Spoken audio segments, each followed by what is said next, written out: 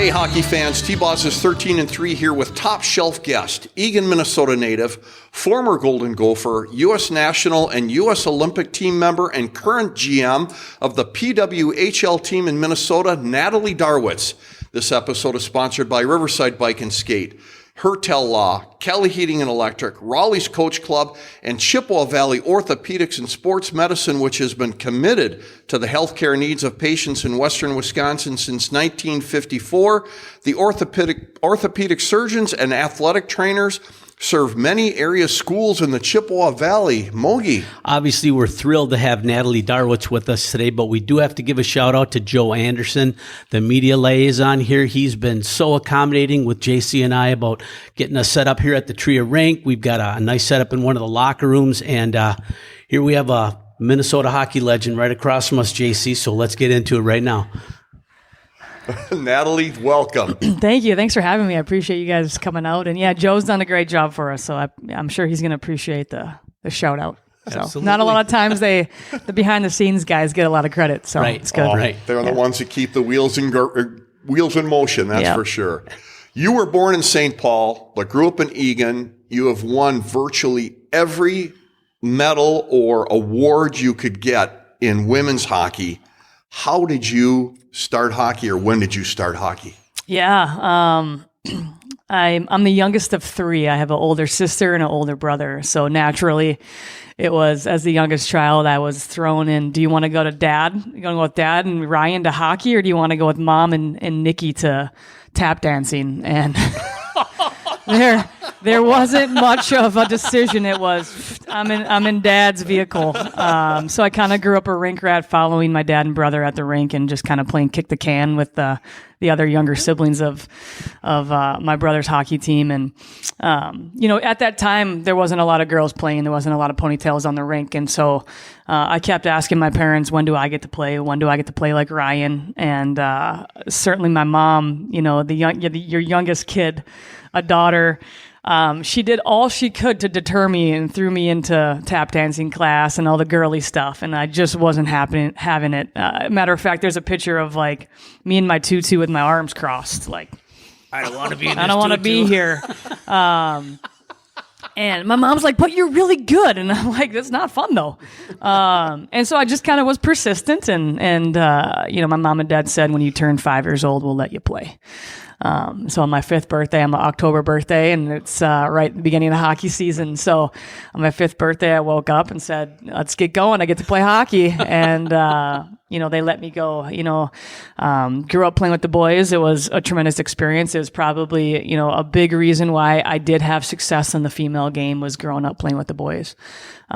So I just kind of stayed persistent as a young girl and followed my dreams. And at the end of the day, I have to give my parents credit, especially my mom, to allow, your daughter to pave her own path. And it was an unconventional one at that time.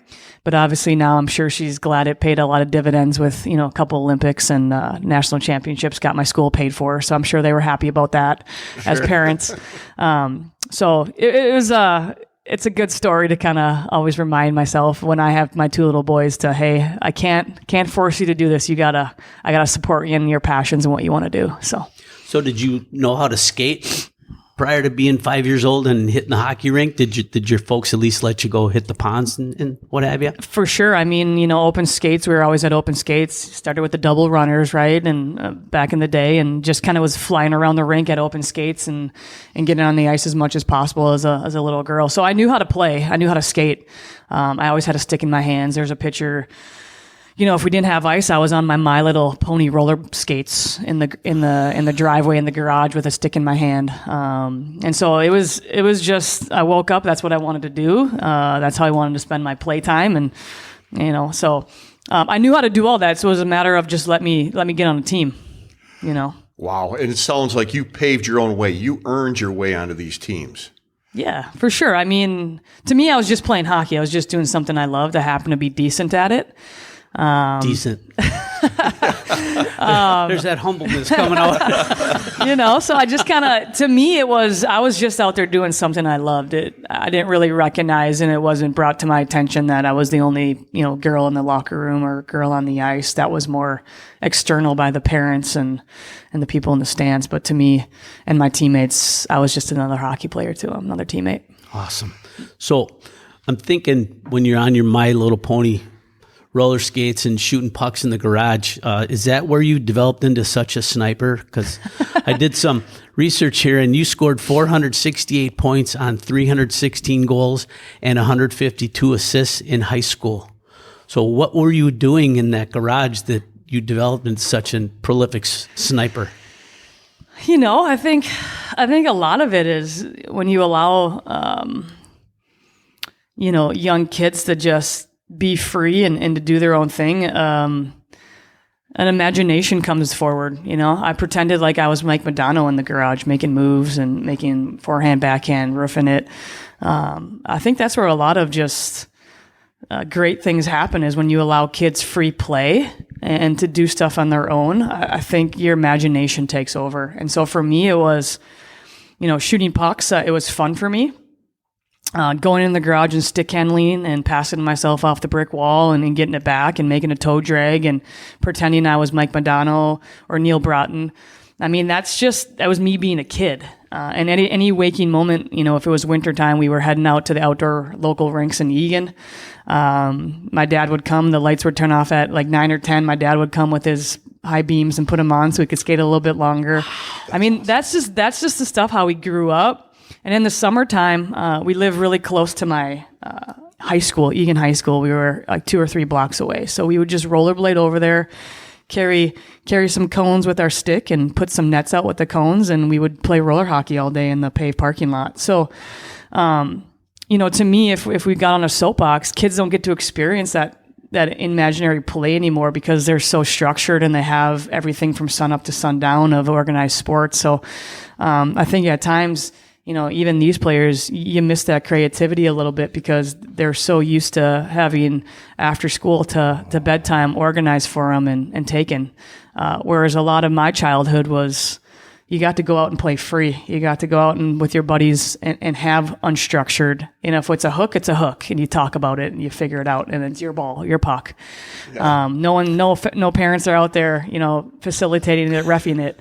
So you just figure that, complicating it. So you figure that stuff out as you go. And so that's kind of how I grew up. So we were on organized teams for sure, but in our free time, we were out doing that creative hockey IQ stuff. And so I think a lot of, my success as a player was playing those unstructured circumstances in the parking lot at the outdoor rinks, learning how to toe drag around someone, having the confidence to then bring it back to a game and do it in the game. So, I think those numbers are skewed a little bit. That was a time where I moved over to girls hockey where a lot of players just started. So I don't know if I could put those numbers up today. I don't know. Well, mentioning that, you started out in boys hockey.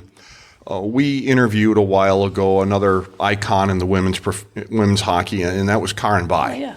And she mentioned that in her day, she would have to tuck that ponytail up underneath her helmet and go by her initials rather than her name.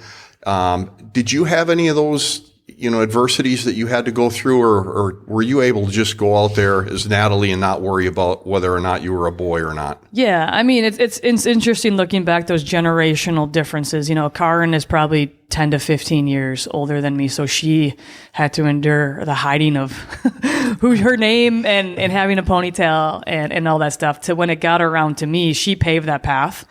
When it got around to me, we had our own obstacles to pave so that it was better for the players 10 years after us and so on and so forth. So, in my situation, no, I didn't have to change my name to Nate or anything like that. I was Natalie. I had a ponytail. I had a French braid that my sister always would do for me before hockey.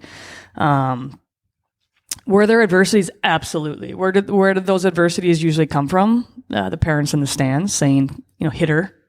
Knock her down, stop her. Back in the day, USA Hockey rules, there was checking in Pee Wees. I played through Pee Wees. I was about the same height as I was now, 5'3". So, so my dad just was like, where the adversity happened, it created, it created success, and that was they can't. He always said to me, they can't hit you if they can't catch you. So that was one of my things. I was a small player. I was fast. I was crafty. Well, you want to hit me, then come get me and see if you can. And so that was my response to that. So I think anything we do in life, if we have adversity, there's an obstacle around it. It's not always going to be easy, but I think, on the other side of it, we find success and we find growth. So no doubt there were times where, the opposing team would single me out because I was the female. And, sometimes I was a better player on the ice. So a double whammy that they didn't want that to succeed. I love the smile when she talks about that, though. So, yeah, but, I had a phenomenal experience with my group at Egan and my guy friends. I was about to say boyfriends. With my teammates that were boys. They treated me great. I was a teammate to them. I was no different. I dressed in the locker room with them. I was a part of the team. They knew that. They treated me like that. I think everyone had to be reminded that I was the only girl on the ice, and that was usually by spectators in the stands. Did your teammates have your back on the ice? 100%. Yeah, 100%. That's awesome. They protected me, and and I'm not. I think it's important that they didn't go the extra mile just because I was a female. They protected me like they would protect any one of their teammates, which to me speaks more volumes. Absolutely. But yeah, I was a smaller player on the ice, and when the guys hit their growth spurts, so, and again, I just followed my dad's advice. If they want to hit you, then they got to find you and track you down, and I just didn't let that happen too often. Good for you. So, you made a jump from high school to college. Your home state Gophers. What was that like as far as the skill level going from high school to college, and why did you end up playing for the Gophers? Yeah, I think number one, our high school hockey here is just phenomenal, and we have something so special here in Minnesota with our high school hockey and the community aspect. So, again, when I was playing high school hockey, it was only 4, 5, 6, 7 years in as a recognized Minnesota State High School League sport. So certainly I was coming in at its growing stages. It had grown immensely in that time to where, I remember a game we had at Egan. It was versus Brooklyn Park, which was the home of Chrissy Wendell. Oh, sure. And we hosted them, and it was just such a buzz. I think that was the largest crowd that rink has ever seen. It was just, I had to call the fire marshals in to make sure we were in capacity. So, I mean, in 5, 6 years, it grown, and people weren't coming out to see, 2 female players. They were coming out to see a great hockey game. And I think that's just how special it was. So there were great players that were playing. The overall depth was another story. I think, if you ask Chrissy in a 3-period game, she probably came off the ice for maybe 2 minutes the whole game, right? Just because of the depth of the game. Whereas now you see, 3 to 4 lines, 60, 2 goalies. Whereas back then it was, a couple stud players. And then you didn't know if your third line, knew offsides yet. Right. But, jumping from, my story is a little bit more unique because I went from high school for 4 years, from 7th to 10th grade, to 2 years with the national team, the U.S. Olympic team. Yeah. So my jump was a little bit unorthodox, where I went to the highest level. I went high school to the U.S. team back to college. So it wasn't like a streamlined approach. So honestly, I think the harder adjustment was going from the U.S. team back down to college, where, now you're playing with players your own age. I was in a locker room next to, like you mentioned, Karin Bai. She's 15 probably years older than me. So now I'm going back to a locker room where I'm around my peers again, which I was actually really excited about. But then the college game took on a whole new level. We had a huge recruiting class with myself, Chrissy, and a couple other Olympians, the Barot sisters, the Curtin sisters. So we were touted to be a really good team on paper. And that first year we kind of underperformed. We went to the Frozen Four, I think finished 4th. And then the next 2 years we won a national championship. So, the difference is from USA Hockey, it's, in residency, we're together the whole year, but it's different because you have different players in the locker room, different age groups, different backgrounds, different walks of life. Whereas when you get to college, you have that team aspect again, where you have one common goal. You have players coming together from, and you're together all year round, where it's the U.S. team and there's pockets of come and go. And obviously, it's kind of cutthroat with cuts and everything, and you don't know if they're going to be your teammate tomorrow or, so the U brought back a youth hockey feel, to be honest with you. Like, yes, like here we are. This is our team. This is our squad. We got 6 months together to come together for a common goal of winning a national championship. And you have your team dynamics, which is more streamlined to how you would have in youth hockey. So it was really fun. It was exciting. I enjoyed my players, my teammates immensely at the U. I think we had a great group those 3 years, and we were able to win 2 national championships, which at the end of the day, that's why you play. To throw your gloves in the air at the end of the year and call yourself number one. I don't think we train so hard for any other outcome. So it was a lot of fun. It was a tremendous experience. So 3 years.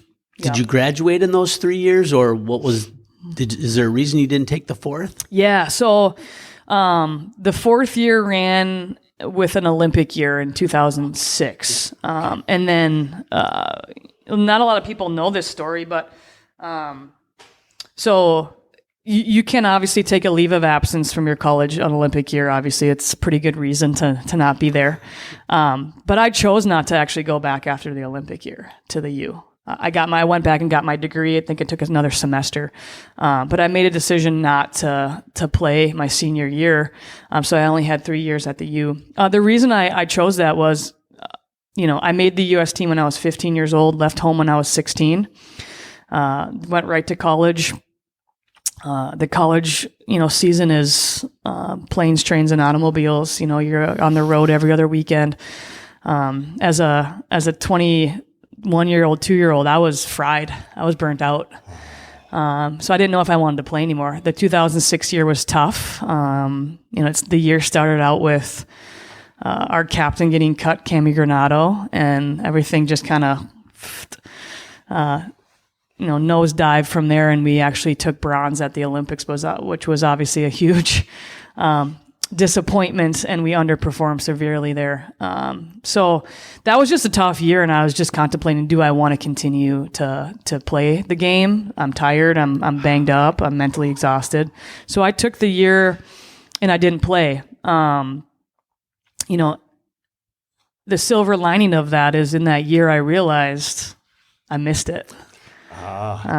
Which propelled me the next 3 years to make the 2010 team in Vancouver, which eventually I was the team captain, and I think I led our team in points at Olympics and stuff like that. So, the silver lining was it a little break allowed me to realize, and a little breather, that I still had it in me. I still love the game, and it kind of just gave me a new reset, new refreshed mentality of, I want to go at this for the next couple of years and make that Olympic team. So when people talk about you, the term intense comes up quite often. Oh, really? Yeah. Okay. Yeah. I can kind of feel a little bit here right now myself. So with that intensity, and you've been elected captain of the national team, the Olympic team, tell us about your leadership skills. Yeah. I would say when I strap on that helmet and get on the rink, or if we're doing any sort of workout, there's an intensity for sure. I think we got to have that innate intensity and the want to be the best. Off the ice, I'm very, very laid back. I'm very introverted. Just kind of like to do my own thing. And so there's a good balance there I think you got to have. But for me and being the leader, I just live by my values. I try to do the right thing, whether that's a popular decision or not. I choose to do the right thing, and sometimes, I may ruffle some feathers, or some people may not be happy about it. But I just feel you got to live by your values. Your values don't waver. It's not like the weather; they stay. And so I believe I'm an authentic person. I'm never going to go with the crowd. I'm going to go with what I believe we believe is right, depending on those values. And at the end of the day, I think my teammates respected that. I think it spoke to them. I think they knew that they had trust in me. They had loyalty. They knew at the end of the day I was going to make the right decision for the team, not the person. The team came first, and I think that I just gained their respect from my peers and the coaching staff. So it's a huge honor to be named captain from your peers, especially at the highest level possible. And I had great footsteps to follow. In Cami Granado was the previous captain, and then Christy Wendell, and then it was myself. So obviously in great company. And I think it goes back to, my parents instilled good values in me growing up, and please, thank yous, and do things the right way and be humble. And I just kind of carried that on. And quite honestly, I think when I took that year off, I was able to kind of get out of my shell. I was able to gain perspective. There was personal growth that happened. I was a pretty quiet kid. But I think after kind of that year I took that off, I started coaching as well, and I think that also helped my locker room skills with communicating with players, checking in with them, relating to them, and just making sure they felt seen, met, and heard, and they knew I had their back, and there was a trust there. At the same time, they knew the decisions that were made were for the best for the team, and I never wavered from that. So I think you gain respect there, and so that was a memorable moment in my career, is certainly being a captain. Absolutely. You speak like a leader. Absolutely. Yeah. We're going to give a shout out to a couple sponsors real quick. Riverside Bike and Skate, Eau Claire's hockey headquarters, which is the oldest hockey store in the state of Wisconsin. Buy hockey gear from the people that play and know the game. And don't forget about their bicycle sales and service, as well as your paddle sports center for kayaks and canoes. And Hertel Law, the law firm you want on your side, focusing on criminal offense and personal injury. Harry Hertel has been obtaining results for clients in the Chippewa Valley since 1981. When you need legal help, if injured or accused of a crime, call Harry Hertel for a free in-person consultation. Mogi. So, Natalie, you've won 2 silver and 1 bronze Olympic medal, 3 gold and 5 silver medals from world championships, as well as a number of other medals from various competitions. So where do you keep all this hardware? It's at my parents' house in their rec room / exercise room. I'm not big into looking at them or reminiscing or, the memories are kind of up here, and usually those memories are, the feeling of when we did win those medals, the jubilation and joy amongst teammates, and those things are the challenges you go through a year and overcoming them. Those are the kind of memories that, are up here that no one can touch, that I'm very fond of. So yeah, the medals are cool. The awards are cool. I'm super proud of them and humbled by them. But at the end of the day, they just sit out, and collect dust, I think, at my parents' house. Wow. Something to be proud of. That's for sure. No, for sure. Yeah. We breezed over something real quick, and I want to go back and touch on it, and that's the fact that you left home at the age of 15 because you were recognized as a phenomenal hockey player. What was your skill set that you brought to the game, and who started noticing you, and at what age? Yeah, I think, if you ask my peers what comes out to mind first about my play is probably the hockey IQ aspect.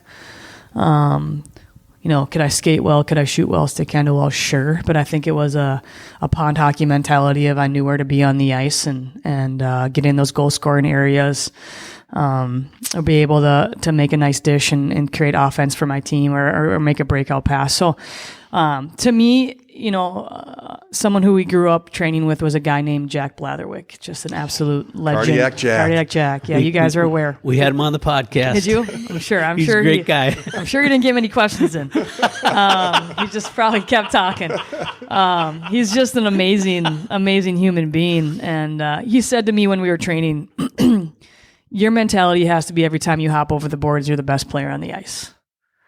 And that's just something I always reminded myself and took to heart, and something I wanted to do. And he was always like, if when you line up for a face-off, you want that other player on the team going, oh, shnikes, I got to go against her. Yeah. And that's how I trained. And that's maybe the intensity you maybe our feeling, and that's how I was. It wasn't me just going through a workout or on ice session and checking the box or crossing it off the list. There was a purpose, there was an intention that every time I hopped over the boards or was at a face-off, I wanted the opposition to go, crap, she's on the ice. I'm not going to touch the puck, or she's the best player on the ice. And so that's how I conducted myself, and that's how I trained. And it was pretty much, I think the youth years, it was just the love of the game. I just played. And then when I was around 13, 14, I think I was obviously garnering some tension because hockey, was getting more serious at the squirt peewee level in Minnesota. And there was this girl in Egan, and she's pretty good. And so I started to garner attention. And then I moved over to the high school girls hockey, and then, you see those numbers and, scoring maybe 5-6 goals a game. And then there's more attention to the point where I made my first U.S. Camp with my respected age group, I think at 14. I went out to Lake Placid for a week and had a really good camp. They invited me back that August to the senior camp, which is the Cami Granados, the highest players in the world. Had a really good camp. So that I made my first national team, which they called the Four Nations Cup. At 15 years old, I made my first U.S. national team. Had a pretty good camp. I think my first game there, I think I was, for the U.S., the player of the game. So 15. It just kind of then became this is on the heels of the 1998 team winning a gold medal. And so now I have the realization that, okay, I can maybe go to the Olympics, right? Yeah. And so now that was kind of on the calendar. That was, the target was set, and my intention now kind of turned to that. Not only do I want to be the best player on the team, the ice, now I want to be the best player on the national team. So I just kind of went through my progression, and what drove me again is I loved hockey. I woke up every morning, first thing on my mind, last thing on my mind before bed. I just loved it. It was, again, I was a quiet kid, a shy kid, but that's where I was able to let my hair down, so to speak, was on the ice. So it didn't matter in the locker room. There might have been a 10 to 15 age gap, but on the ice, there's no age gap. We're playing hockey, and that's where I feel most at home. So I was just kind of doing my thing, and one step led to another. I made the team, made the World Championship team. And I was a mainstay on the U.S. team for over a decade since that point. So as you matriculated up to the different levels, okay, outstanding high school career, outstanding college career, outstanding national team career, were you frustrated by the fact that really after, I don't know, I guess with the national team, you can continue to play, and you can play in the Olympics, you can play in the World Championships and everything like that. But there was a void there for women for many, many, many years. Was that a frustrating thing to you? The guys can go from college, they can go to the pro. There's the ECHL, there's the AHL, there's the NHL. But there really was nothing like that for women. Was that kind of a frustrating situation for you? Absolutely. I mean, it was an obstacle. It was adversity. When you're done with college, there was really no resource to play. I mean, I remember 10, 11 at night, I'm going to play men's league. I'm working out by myself in Egan High School weight room. And when you look at the calendar and the Olympics are 3 years out, it becomes a little bit daunting, right? That I'm going to have to keep this up for 3 years. USA Hockey came together for maybe 3 or 4 times throughout the year, on little stints. So you look forward to those, and you had those earmarked of getting together with your teammates and playing some games. But when realistically you play 10 meaningful games a year, it becomes tough.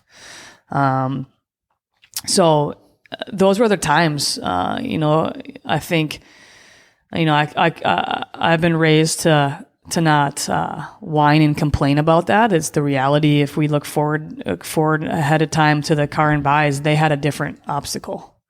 They may not have had the Olympics until the end of their career. Yeah. So we were better off than they were. But this generation now obviously is better off than we were. And that's the whole point, is that we push the needle forward, we pave the path more, so that these players right now in the PWHL, they have no clue that they're ever going to experience what we did. So yeah, absolutely. I think you also saw players retiring in their prime because of that? Did they want to go through another 3 years? At that time, we weren't really getting paid a living wage, right? So we were having to do stuff on our own. I was fortunate that in the men's league that I played on, they didn't charge me. Jack Blatherwick didn't charge us to work out with him. We certainly made it right and paid for some gas money and gave him some food and thank you cards. But people like that recognized that, and we were lucky enough and grateful enough that those types of people saw that and made the burden easier. Okay. So I do have to recognize that it's instead of going, well, this stinks and it's not fair. It's people recognize that and they stepped up. So someone like a Jack Blatherwick, he would not take money from us. He also Hockey made, community. yeah. And when we skated with the NHL guys, I remember one of the NHL guys came up to us and was like, hey, we're going to need $20 for the ice today. Jack was like, you make millions of dollars. Don't ask them for ice. You're paying for it. Really? I like it. Just it's people like that. I remember Egan High School, like they would, or Egan Civic Arena where I grew up, they would, call the rink manager, hey, do you got any ice today? That's open. Yeah, I got 45 minutes here. Come on out. Stuff like that matters. Those things matter. I don't think you hear those stories enough. And so, little things people did over the course of that generation being hard and not having the resources, there were great people out there. Still are. Yeah, for sure. Okay, we're going to give another shout out to our sponsors, Raleigh's Coach Club in Altoona, Wisconsin, located across the street from the Altoona Ice Center on Spooner Avenue, has been a staple in the Altoona community for decades, providing support and sponsorship for youth and adult sports. Raleigh's has your favorite beverage ready and your favorite team on the screen. And Kelly Heating and Electric, dedicated to serving their customers' heating and electrical needs efficiently. They have been named one of Bryant's Medal of Excellence winners.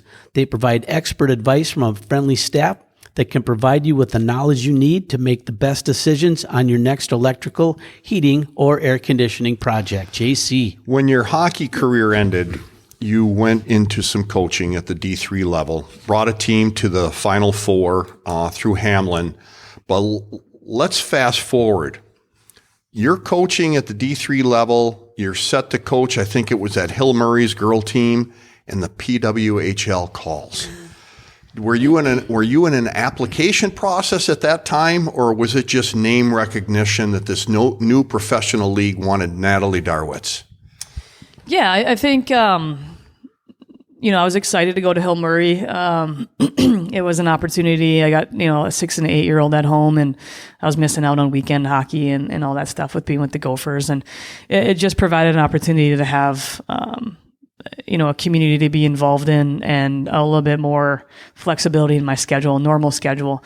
And then I got a call at the end of July last summer about an inquiry if I was interested.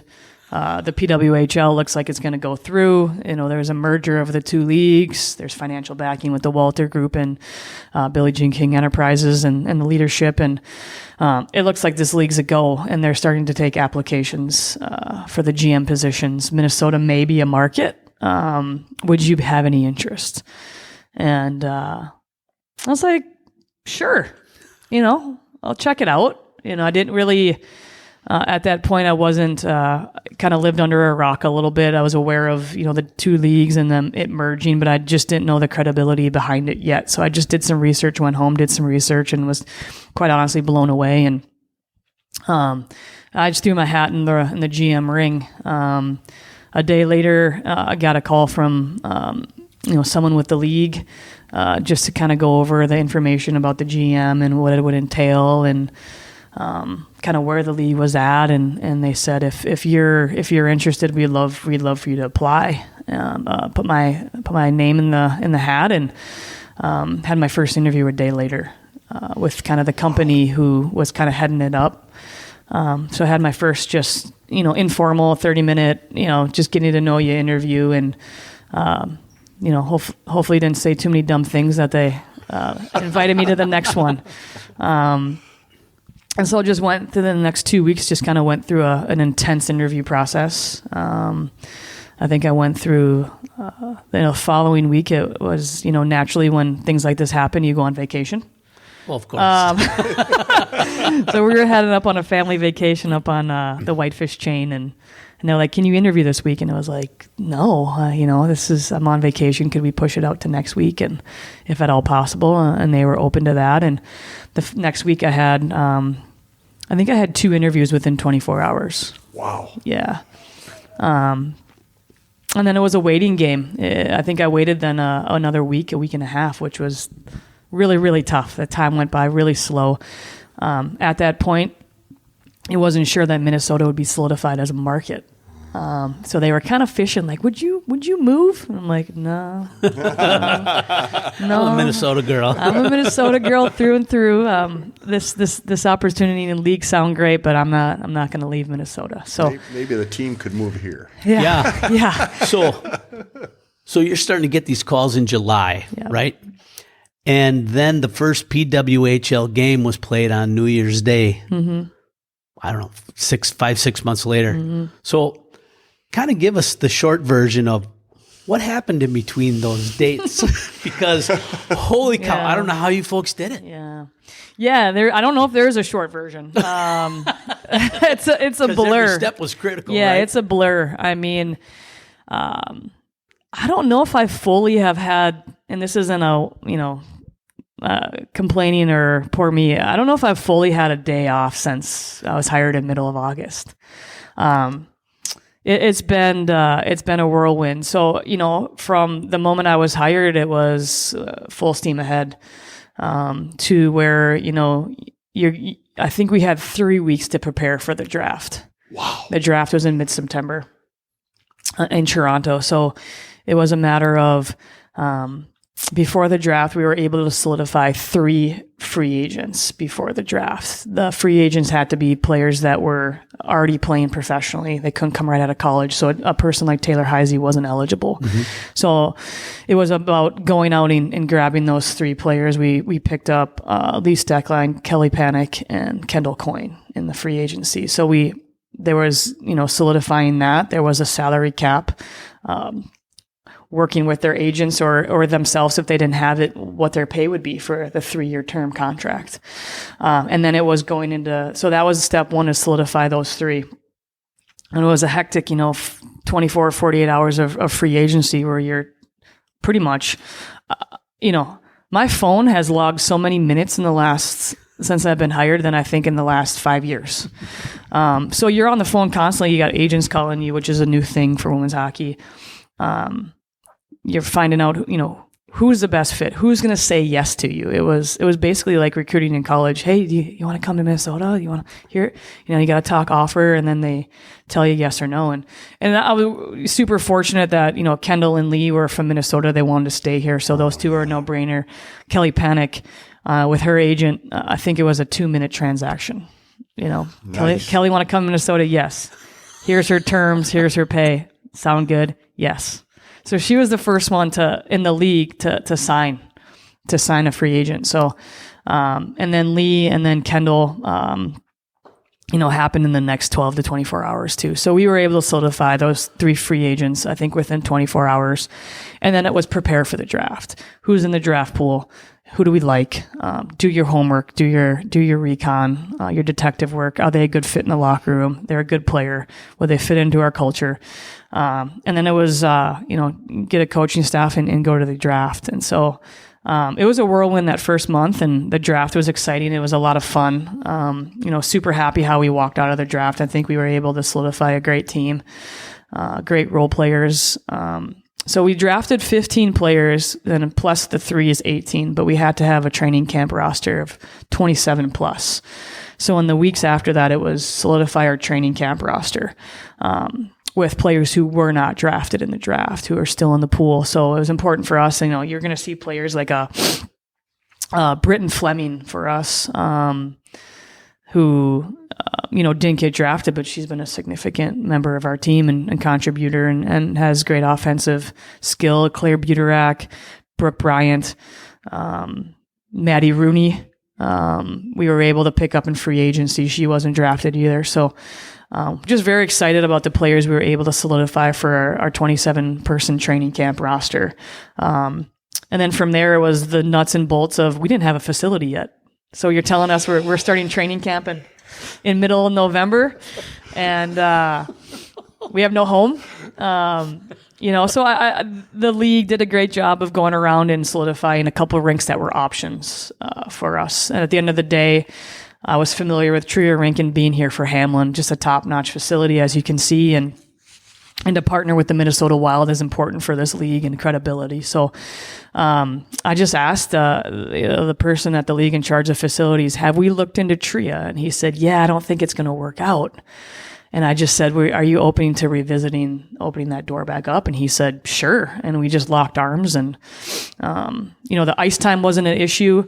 The issue was locker room space and space to do the rest of our organizational structure, training room, workout space, place to eat meals, place to have offices. And so next became, I had a great conversation with Bill Guerin, and I just said, hey, we don't have a home. You just build a nice locker room on the 5th floor that sits empty for your Black Aces most of the year. Would you be open to us using that? And he said, absolutely. So that was the door the door was ajar. We got the ice, but once that locker room happened, the door became open to where we started talking to the rest of the building. The Port Authority owns the other 4 floors on this building. So we opened up conversations with them about getting a space that we could have those other areas for our organization, the training room, the workout space. It went down to the wire. We got into the space a day before we opened training camp. Holy crap. The stuff that you don't think goes into it, there's a lot of verbiage that I'm not versed in. That's lawyer jargon that I became very, very. I don't want to be a lawyer. Let's just say after that transaction of going back and forth, but at the end of the day, we got the deal done. We're in a really good space here. I think the players would say that it's a great space. They feel like this is their home, and then to be a couple blocks away from our game rink, the Xcel Energy Center, it just worked out really well. So it's been a whirlwind, and then there's a lot of things in between of signing the players to player agreements and their salaries and understanding the salary cap, and then solidifying a support staff, all happened in that time. So Joe just poked his head in here, and we know we have to get going, and we appreciate your time, but I read somewhere that Bill Guerin gave you some great advice about building a team. Would you be willing to share that advice with us? Yeah, I think, I don't think it's anything earth shattering. I think it's straight and to the point of, they can be good hockey players, but make sure they're a good fit for your locker room. And, I think we've all been in hockey long enough to understand you have a good team on paper, but in the locker room, the team's divided, or you have a couple of rascals in there that ruin it for everybody else. Yeah. And so I'm a big believer in culture and accountability and doing things the right way. And it was really important for us to draft a locker room around that they were great locker room people first. And oh, by the way, they can play great hockey too. So it was really great advice that he was able to remind me of. There's a cap for players, both for team and players, and the cap I think is $1.265 million is your cap for what is the minimum you can pay a player? What is the maximum? And how are you defining that in your team? Sure. So the stipulation for year one is 6 players have to be above 80,000 on 3-year term. Okay. You do have that 1.265. You can choose to work it however you want. But those 6 have to be above 80,000 and above. And then you can't have more than 9 on your roster at the league minimum, which is 35,000. Okay. The way our cap worked out, I'm really proud of it. It was really important that we didn't have 9 on 35 minimum. I didn't want to have 9. That means there's a lot of significant players playing minutes and they're not making much money. Yeah. So I was happy how our structure worked out, that, we got some top players in the league. And if you compared them with others, the salaries are not public, like other sports, but, just really happy that feel good about there's a lot of players here making a decent living. So I think for us, we don't have 9 on minimum, which was really important to me. So it was important that the middle was taken care of. The high-end players, they're high-end players for sure. We met that 80 and above. The middle was competitive, but we didn't have a lot of people at the bottom, scraping for pennies. So, Right. The good news is I think this year, the league will grow and the success with the fans we're getting, and the salary cap will go up 3% next year. Okay, nice. For the next, I believe, 8 years. So that's important for the players to know that, if you are making 40, it doesn't sound like a lot, but every dime matters to these players. And the other thing that, even though the salary, is what it is, there's a lot of other great things that have come to play. I don't think our players have to go to the grocery store often because they're fed before a workout, before on ice, and after on ice. So they got 2 meals a day here. In any training we do, they have 2 meals here. Just a lot of tremendous resources as far as, just professional standards of care, chiropractor, massages, top-notch medical care, top-notch resources here. So there are a lot of things that go into that maybe that is a little bit more than just a salary, that these players are treated professionally and have the resources to succeed.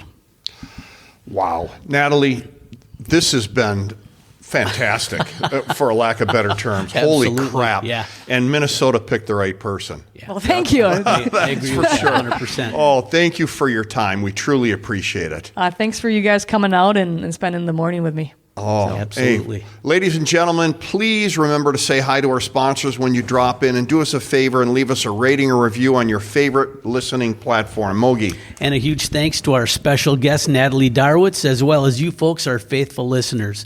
Please remember to check in on our sponsors, Riverside Bike and Skate, Chippewa Valley Orthopedics and Sports Medicine, Hertel Law, Kelly Heating and Electric, and Raleigh's Coach Club. And please follow us on your favorite social media platforms. And remember, folks, until next time, keep your head on a swivel and stay on your inside edges.